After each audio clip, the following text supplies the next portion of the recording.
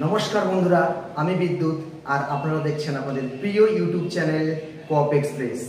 প্রথমেই সকলকে অসংখ্য ধন্যবাদ এবং অনেক অনেক অনেক ভালোবাসা।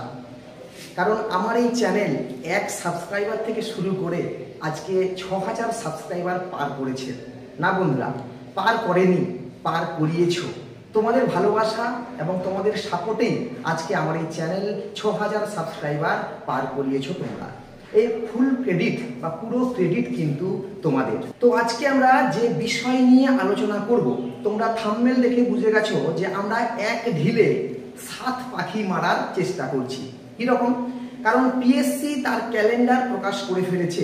পিএসসির ক্যালেন্ডার অনুযায়ী পিএসসি মিসলেনিয়াস প্রিলিমস কিন্তু 15ই সেপ্টেম্বর এবং পিএসসি ক্লার্কশিপ কিন্তু 16ই এবং 17ই নভেম্বর এবং ডাব্লিউবিসিএস প্রিলিমস 2024 কিন্তু ডিসেম্বর মাস নাগাদ হবে। এটা কিন্তু পিএসসি ক্যালেন্ডার প্রকাশ করেছে।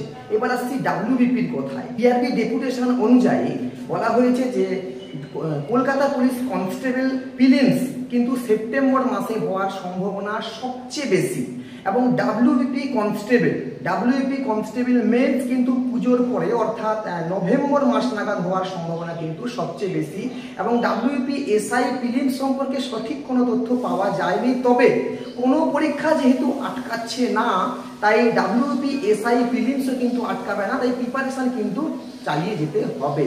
এবার আসছি এসএসসির ক্যালেন্ডার। দেখো, তোমরা প্রত্যেকেই জানো যে এসএসসি কিন্তু তার ক্যালেন্ডারে স্পষ্ট বলে দিয়েছে যে এসএসসি জিডির ফর্ম ফিল আপ শুরু হবে আগস্ট মাস নাগাদ এবং যার পরীক্ষা হবে, যার মানে কম্পিউটার বেসড টেস্ট হবে কিন্তু ডিসেম্বর জানুয়ারি মাস নাগাদ। ঠিক আছে?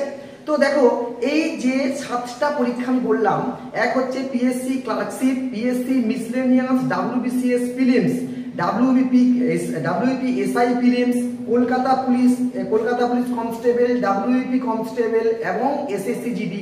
এই 7টা পরীক্ষার সিলেবাস কিন্তু পুরোপুরি একই রকম। তোমরা প্রত্যেকেই জানো যে এই সিলেবাস কিন্তু এরিথমেটিকের 13টা চ্যাপ্টারই কিন্তু এই 7টা পরীক্ষাতে কিন্তু করতে হবে এবং 19-20 আছে, যার মধ্যে কারোর মধ্যে একটু ত্রিকোণমিতি আছে, কারোর মধ্যে একটু পরিমিতি করতে হবে। তবে প্রত্যেকটা পরীক্ষার কিন্তু এরিথমেটিক পার্ট বা পাটিগণিত কিন্তু প্রত্যেকটা পরীক্ষাতে কমন। সেই জন্য এবং নাম্বারের ভেরিয়েশন কিন্তু একটু আলাদা। কিরকম? যেমন আমি যদি বলি এসএসসি জিডির পরীক্ষাতে নাম্বার আছে 20 নাম্বারের পরীক্ষা, মানে 20টা question, 40 number. WBP constable mains হচ্ছে 25 নাম্বার। কলকাতা পুলিশ কনস্টেবল হচ্ছে 30 নাম্বার ম্যাথ থাকে। তো এরকম নাম্বারের ভেরিয়েশন রয়েছে, কিন্তু কিন্তু সিলেবাসের কোনো পরিবর্তন নেই। তাই আমরা একবার যদি ঠিকঠাকভাবে প্র্যাকটিস বা একবার যদি ঠিকঠাকভাবে আমরা সিলেবাসটা কমপ্লিট করতে পারি, একবার প্রিপারেশন নিলে আমরা কিন্তু 7টা পরীক্ষার জন্য আমরা তৈরি হয়ে যাব। ঠিক আছে? এবার আমার প্রশ্ন হচ্ছে যে কোন স্ট্র্যাটেজি মেনটেন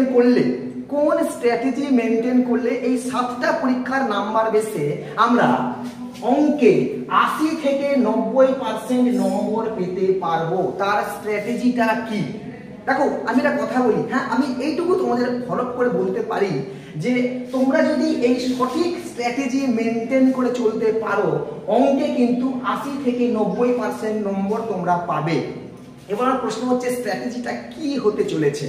দেখো, প্রথমেই বলি, আমি যদি প্রথমেই তোমাকে কোনো বইয়ের কথা বলে দিই যে এই বই প্র্যাকটিস করবে, তাহলে আমি বোধহয় তোমাদের কোনো একটা ভুল রাস্তায় পরিচালনা করছি। ভুল রাস্তায় বলতে কোথাও একটু তোমাদের মানে খুব সঠিক আমি পথে তোমাদের পরিচালনা করতে পারলাম না।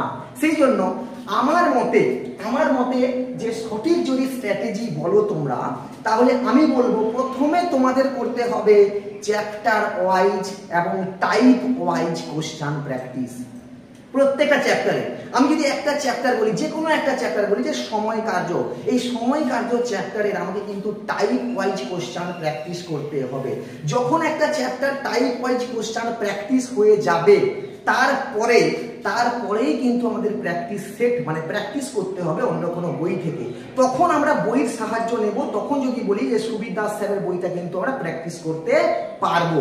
তারপরে তুমি কোনো প্র্যাকটিস সেট দিতে পারো। বা কোনো প্রিভিয়াস ইয়ার কোশ্চেন প্র্যাকটিস করতে পারো, ঠিক আছে।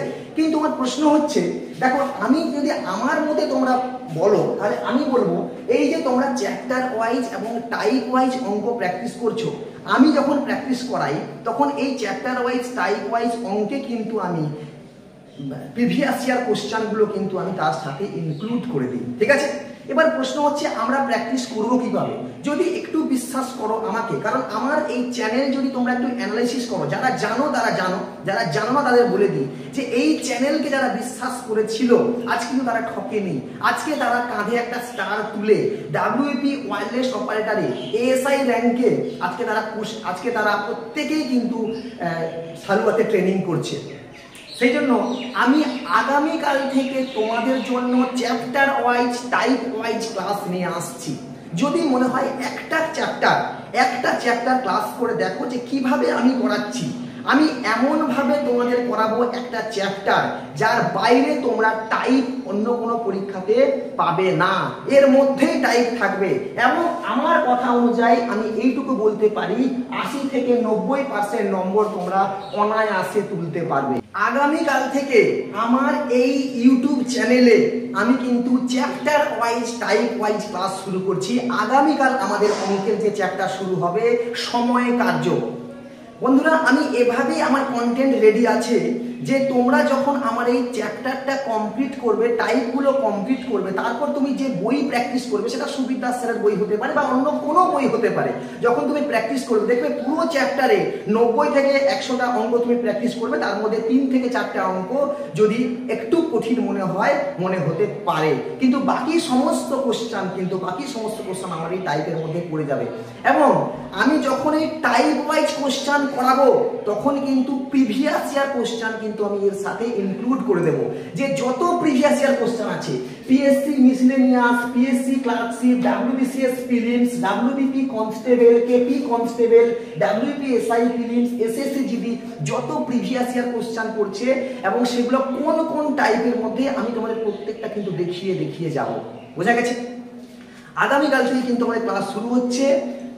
আগামীকালের ক্লাস হচ্ছে সময় ও কার্য। যখন চ্যাপ্টারটা আমাদের কমপ্লিট হয়ে যাবে তখন এই চ্যাপ্টারে আমরা মক নেব, চ্যাপ্টার ওয়াইজ মক নেব। তোমরা জানো WEP ওয়্যারলেস অপারেটরের সময় আমাদের যে গ্রুপ ছিল, টেলিগ্রাম গ্রুপ, আমরা রেগুলার মক নিতাম এবং সেই মক থেকে বহুজন উপকৃত হয়েছে। তোমরা আমার এই চ্যানেলের কমিউনিটি পোস্টে গিয়ে একবার দেখে নিও যে ওই যে ভাই, আমার যে প্রিয় ভাইরা যারা আজকে ট্রেনিং করছে তাদের ফিডব্যাকগুলো তোমরা দেখলেই বুঝতে পারবে, ঠিক আছে। এইটুকু আমি বলতে পারি, যদি একটু বিশ্বাস রাখো এই চ্যানেলের প্রতি ঠকবে না।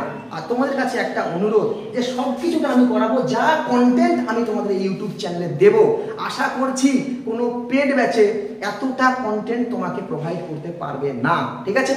তো তার জন্য তোমাদের যেটা দরকার, তোমাদের কাছ থেকে যেটা দরকার সেটা আমার প্রথম থেকে আমি ওয়্যারলেস অপারেটর যখন ক্লাস করাতাম তখন আমি বলেছিলাম যে তোমাদের সাপোর্টের আমার খুব প্রয়োজন। দেখো তোমরা যদি আমাকে ফিডব্যাক না দাও, ফিডব্যাক দিলে আমি বুঝতে পারবো যে ভিডিও কেমন হচ্ছে। যদি ভিডিও ভালো লাগে সেটা তোমরা ভালো বলবে, যদি ভিডিও খারাপ লাগে সেটাও তোমরা কিন্তু কমেন্টে জানিও যে দাদা আর কি করলে এই ভিডিওগুলোকে আমি ইমপ্রুভ করতে পারি, এই ভিডিওগুলোকে আমি আরো ভালো করতে পারি। এবং তোমরা যদি ভিডিও ভালো লাগে তবে অবশ্যই একটা লাইক করে দিও। তোমাদের একটা লাইক আমার কিন্তু একটা অনুপ্রেরণা যোগায়, আমাকে আবার নতুন ভিডিও করার জন্য কিন্তু উৎসাহ দেয়, ঠিক আছে। আর যদি সম্ভব হয় এই ভিডিওটা তোমাদের কোনো পরিচিত গ্রুপ, তোমাদের কোনো বন্ধু, তোমাদের কোনো পরিচিত ভাই, যাকে তোমরা কিন্তু এই ভিডিওটা শেয়ার করতে পারো যদি সম্ভব হয়, ঠিক আছে। কারণ দেখো এই মানসিকতাটা, এই যে মানুষকে সাহায্য করার মানসিকতা বা এই যে 5 জন বন্ধুর সাহায্য করার মানসিকতা, এই মানসিকতাটা কিন্তু সরকারি চাকরির ক্ষেত্রে তোমাকে এক ধাপ উপরে উঠিয়ে নিয়ে যাবে। সবশেষে আরেকটি বিশেষ ঘোষণা, সেটা হচ্ছে যে KPSI মেন্সের আমরা ডেসক্রিপটিভ ম্যাথমেটিক্সের ক্লাস চলছিল, সেটা বিশেষ কারণবশত বন্ধ হয়ে গেছে। সেই KPSI মেন্সের ডেসক্রিপটিভ ম্যাথমেটিক্সের ক্লাস এবং তার জন্য মক টেস্ট আমি সবকিছু আস্তে আস্তে রেডি করেছি, ঠিক আছে। সেগুলো আমরা 1 সপ্তাহের মধ্যে কিন্তু ওই ক্লাসগুলো শুরু করব, ঠিক আছে। তো দেখা হচ্ছে আগামীকাল যে ভিডিওটা আমরা করব সেটা হচ্ছে সময় ও কার্যের chapter wise type wise class. দেখা হচ্ছে আগামীকাল। ভালো থেকো, সুস্থ থেকো, জয় হিন্দ।